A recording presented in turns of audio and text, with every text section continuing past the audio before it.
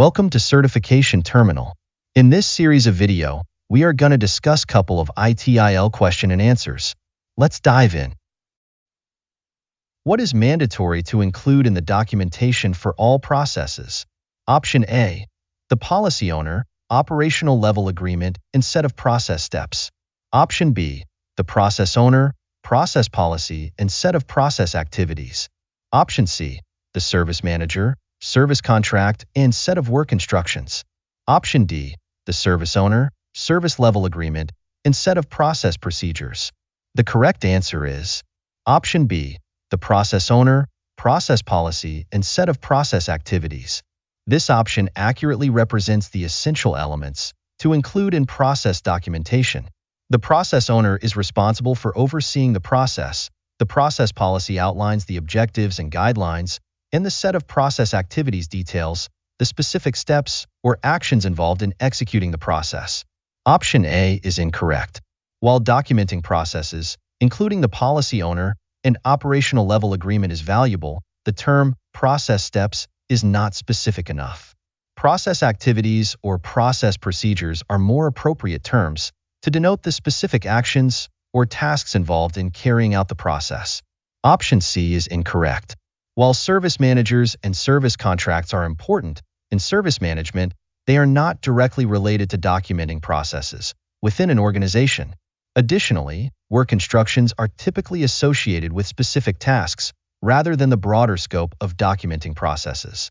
Option D is incorrect. While service owners and service level agreements are relevant in service management, they are not directly related to documenting processes within an organization. Additionally, process procedures are generally more detailed than the broader set of activities involved in a process. Next question. What is the importance of assigning priority to incidents? Option A, to help automated matching of incidents to problems or known errors. Option B, to ensure that incidents with the highest business impact are resolved first. Option C, to identify which support team the incident should be escalated to. Option D, to encourage a high level of collaboration within and between teams.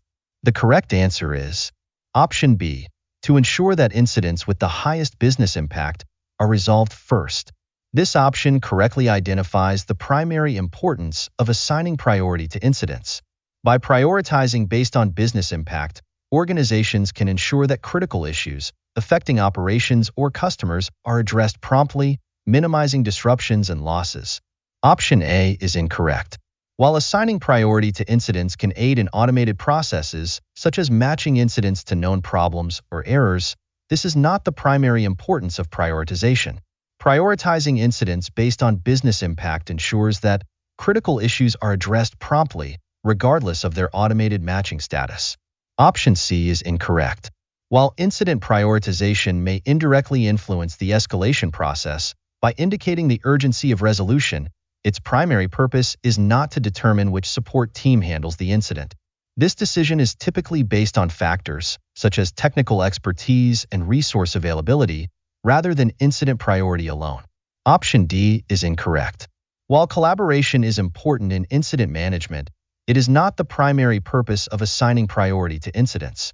Prioritization ensures that critical issues are addressed promptly, but collaboration can occur regardless of incident priority. Next question.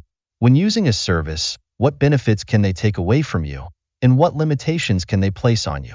Option A, cost. Option B, asset. Option C, outcome. Option D, utility. The correct answer is Option A, cost. Services often come with a monetary cost that you, the consumer, must pay to use them. This cost can be a subscription fee, a pay-per-use charge, or even hidden fees associated with the service. Option B, asset, is incorrect. While some services might require you to provide an asset, the question focuses on what the service takes away from you, not what you contribute. Option C, outcome, is incorrect. The outcome of using a service could be positive or negative, but the question specifically asks about limitations imposed, not general results. Option D, utility, is incorrect. Utility refers to the usefulness of the service itself. While limitations might affect the service's overall usefulness, the question is more about the specific restrictions placed on the user. Next question. Which of the following statements regarding continual improvement is accurate? Option A. All improvement ideas should be logged in a single continual improvement register. Option B. Everyone in the organization is responsible for some aspects of continual improvement. Option C. Continual improvement should have minimal interaction with other practices. Option D. A single team should carry out continual improvement across the organization. The correct answer is Option B. Everyone in the organization is responsible for some aspects of continual improvement. This option accurately reflects the principle of continual improvement in frameworks like ITIL and lean management. In these approaches, continual improvement is viewed as a collective responsibility where everyone in the organization, regardless of their role, contributes to identifying and implementing improvements to processes, services, and products. Option A is incorrect.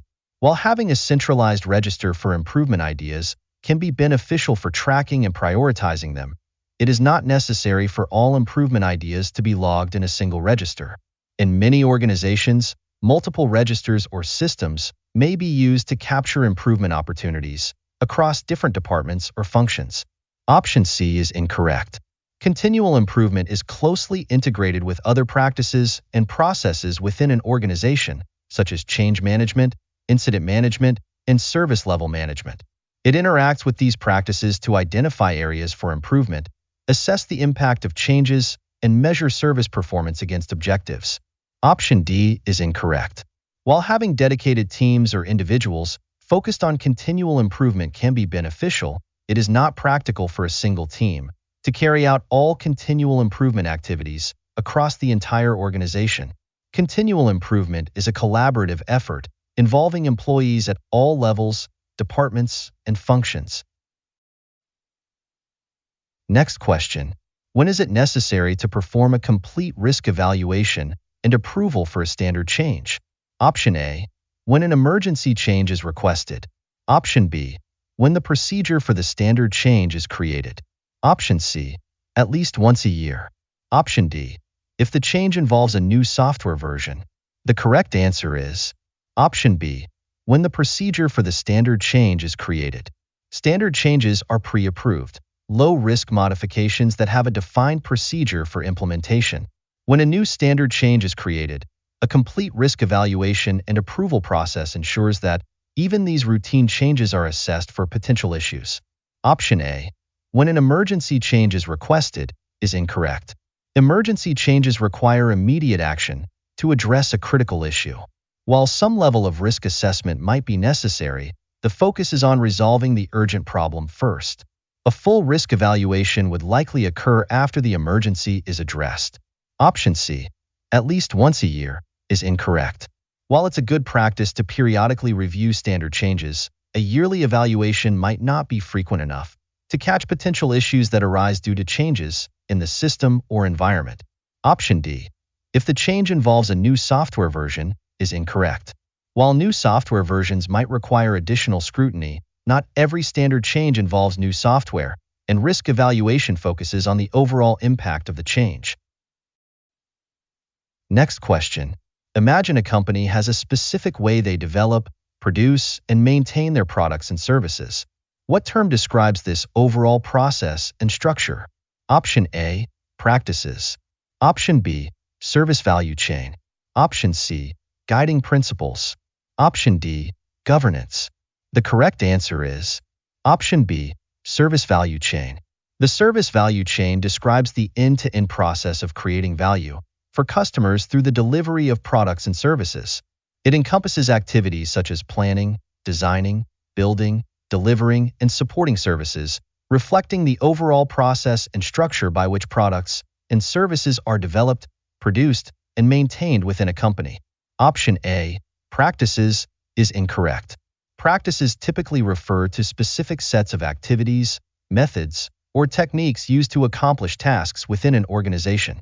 While the development, production, and maintenance of products and services may involve various practices, This term does not specifically describe the overall process and structure of how these activities are coordinated and integrated. Option C, guiding principles, is incorrect. Guiding principles are fundamental beliefs or values that guide the actions and decisions of individuals or organizations. While guiding principles may influence how products and services are developed, produced, and maintained, they do not specifically describe the overall process and structure of these activities. Option D, governance, is incorrect. Governance refers to the system of policies, processes, and controls by which organizations are directed and controlled. While governance frameworks may establish oversight and decision-making structures for product and service development, production, and maintenance, the term does not specifically describe the overall process and structure of these activities. Next question. What is the main objective of service catalog management in ITIL 4? Option A, to provide a single source of consistent information on all operational services and those being prepared to be run operationally. Option B, to provide a channel for users to request and receive standard services and to handle incidents and service requests. Option C, to assist in the assessment, management, and successful execution of changes to IT services. Option D, to ensure that the organization's capacity and resources are matched to the evolving demands for services. The correct answer is Option A, to provide a single source of consistent information on all operational services and those being prepared to be run operationally. This statement accurately reflects the main objective of service catalog management in ITIL 4. The service catalog serves as a centralized repository of information about all operational services and those in development or planning stages.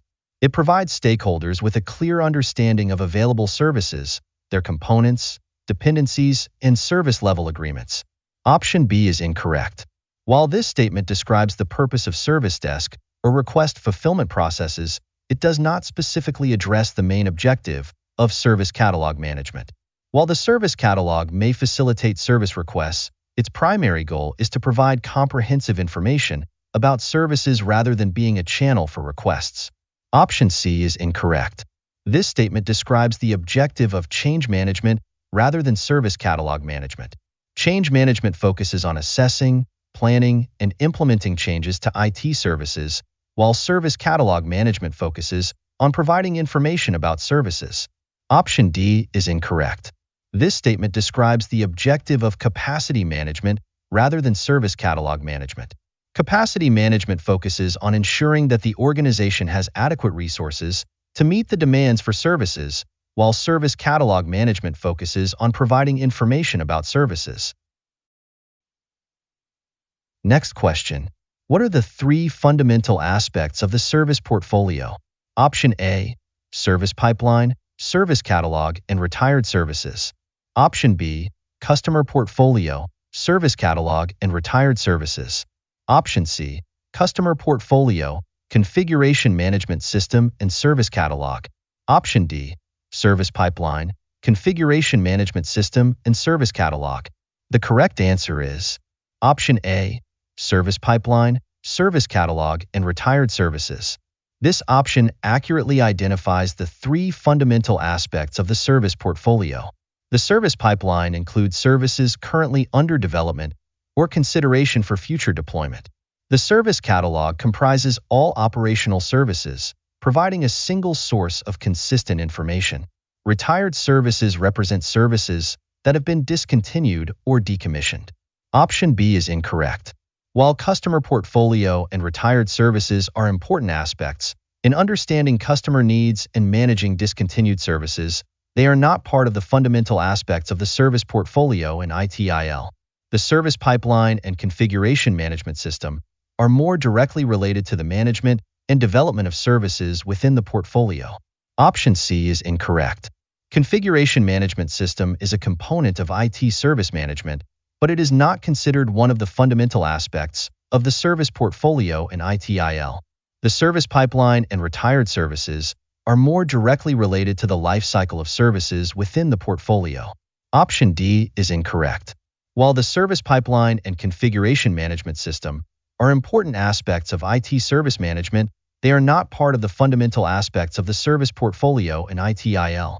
The service catalog, on the other hand, is a central component of the service portfolio, providing a comprehensive view of all operational services. Next question. What types of information are commonly identified through notifications generated by an IT service, CI, or monitoring tool? Option A, requests.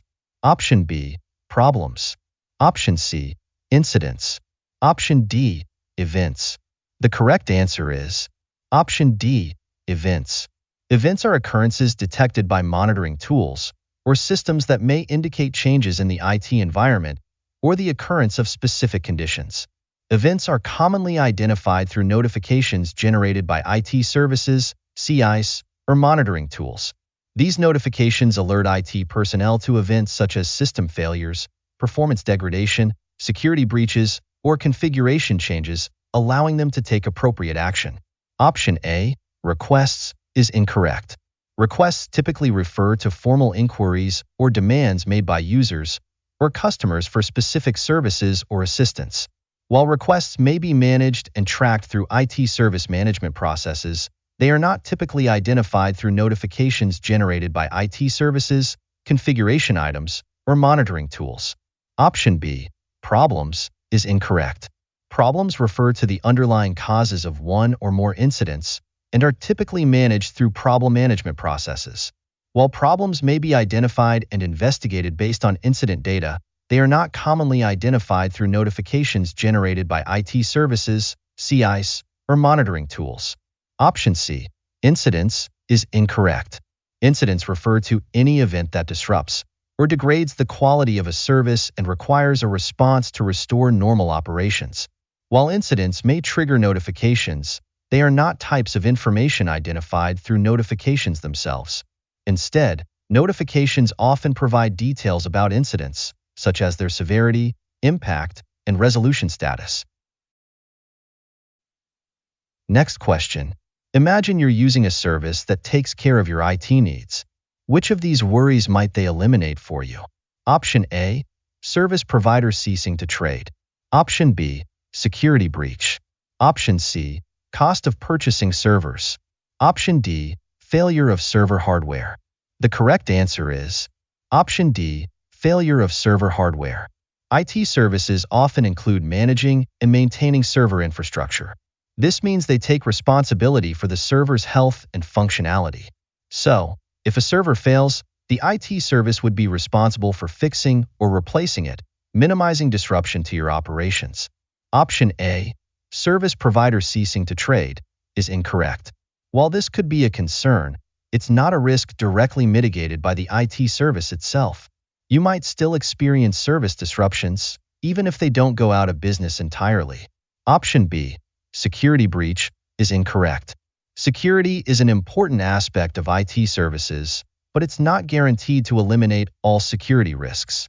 Breaches can still occur, although the service should have measures in place to minimize the chances and impact. Option C, cost of purchasing servers, is incorrect. This is a valid benefit of using an IT service. They handle server infrastructure, eliminating the upfront cost and ongoing maintenance burden for you. However, the question focuses specifically on a worry eliminated, and a failed server directly impacts your service availability, making it a more immediate concern. Next question. What is the description of service management? Option A, a set of specialized organizational capabilities for delivering value to customers in the form of services. Option B, a set of specialized assets for transitioning services into the live operational environment. Option C, the capability of supplier to deliver services to providers in exchange for money. Option D, the capability of service providers to minimize their costs without reducing the value of the services. The correct answer is Option A, a set of specialized organizational capabilities for delivering value to customers in the form of services. This option provides an accurate description of service management. Service management encompasses a range of organizational capabilities aimed at delivering value to customers through the provision of services. It involves activities such as service design, transition, operation, and improvement to ensure that services meet customer needs and expectations.